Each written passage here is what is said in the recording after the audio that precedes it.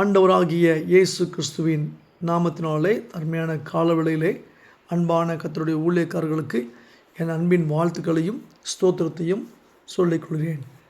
அனைவருக்கும் புத்தாண்டு வாழ்த்துக்கள். இந்த ஆண்டிலே எனக்கு ஆண்டவர் கொடுத்ததான அருமையான வசனம் என்னாகமத்தின் புத்தகம் 24ஆம் அதிகாரம் 1ஆம் வசனத்தினுடைய முதல் பகுதி. இஸ்ரவேலை ஆசீர்வதிப்பதே கர்த்தருக்கு பிரியம். ஆண்டவராகிய தேவனுடைய பிரியம் இஸ்ரவேல் வம்சத்தாரை ஆசீர்வதிப்பதே. பழைய ஏற்பாட்டு காலத்திலே இஸ்ரவேல் என்று சொன்னால் ஒரு குறிப்பிட்ட ஒரு நபரை மாத்திரம் குறிக்கின்றது. அந்த நபருடைய பின்னணி சார்ந்த யூத மக்களை மாத்திரம் குறிக்கின்றது. இன்றைக்கு இஸ்ரேல் என்று சொன்னால் ரட்சிக்கப்பட்ட மீட்கப்பட்ட தேவனுடைய பிள்ளைகளாக இருக்கிற அத்தனை பேரையும் குறிக்கின்ற ஒரு அருமையான ஒரு விஷயமாய் காணப்படுகின்றது. ஆண்டவருடைய பிரியமே தன்னுடைய ஜனங்களை ஆசீர்வதிப்பது தான். அப்படி என்றால் அந்த ஆண்டவரை பிரியப்படுத்துவதற்கு தேவனால் தெரிந்து கொள்ளப்பட்ட மக்கள் என்ன செய்ய வேண்டும்? கர்த்தருக்கு பிரியமான செயல்களை செய்வதன் மூலமாக, அவரை நாம் பிரியப்படுத்துவதன் மூலமாக பிரதிபலனாக அவர் நம்மை பிரியப்படுத்துகிறார். நம்மை ஆசீர்வதிப்பதே அவருக்கு பிரியமான காரியம். அதன் அடிப்படையிலே நாமும் பிரதியுத்தரமாக அல்லது மாறுத்தரமாக நாமும் சில காரியங்களை செய்து கர்த்தரை பிரியப்படுத்த வேண்டும். அப்படி கர்த்தரை பிரியப்படுத்தக்கூடிய சில செயல்களை மாத்திரம் நான் இங்கே கோடிட்டு காட்ட விரும்புகின்றேன். முதலாவது, கர்த்தருடைய பிள்ளை, கர்த்தருடைய ஊழியக்காரர், கர்த்தரால் தெரிந்து கொள்ளப்பட்ட ஒருவரும் நீதியும் நியாயமும் செய்வது தான் கர்த்தருக்கு பிரியமானதுன்னு சொல்லி நீதிமொழியின் புஸ்தகத்தில் 21ஆம் அதிகாரம் 3ஆம் வசனத்திலே நமக்கு சொல்லப்பட்டுள்ளது. கர்த்தருக்கு பிரியமான காரியம் ஒவ்வொரு கர்த்தருடைய பிள்ளையும் நீதியாகவும் நியாயமாகவும் வாழ வேண்டும். நாம் ஊழியக்காரர்கள் இந்த ஆண்டு முழுவதும் நீதியான வாழ்க்கை வாழவும் நியாயமானபடி நடக்கவும் ஆண்டவர் நமக்கு உதவி செய்ய வேண்டும். இரண்டாவது காரியம், நீதிமொழியின் புஸ்தகம் 12ஆம் அதிகாரம் 22ஆம் வசனம், உண்மையாய் நடக்கிறவர்கள் கர்த்தருக்கு பிரியம். இன்டெகிரிட்டி பீப்புள், கடவுளுக்கு பிரியமான ஒரு விஷயம்.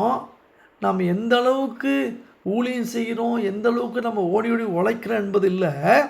உண்மையாய் உத்தமமாய் இருக்கிறோமா, இன்டெகிரிட்டி இருக்கா நம்மக்கிட்ட, அதுதான் கடவுள் எதிர்பார்க்குற ஒரு அற்புதமான ஒரு விஷயம். பலியை காட்டிலும் கீழ்ப்படுதலை தேவனுக்கு பிரியம் என்று சொல்லி வாசிக்கின்றோம். சவுல் ராஜா தன் ராஜ்யபாரத்திலே நன்றாய் அரசாட்சி செய்த மனுஷன், ஆனால் கடவுள் சொன்ன காரியத்தை மீறி செய்ததன் விளைவாக அவன் ராஜ்யபாரம் அவனை விட்டு எடுபட்டு போயிற்று.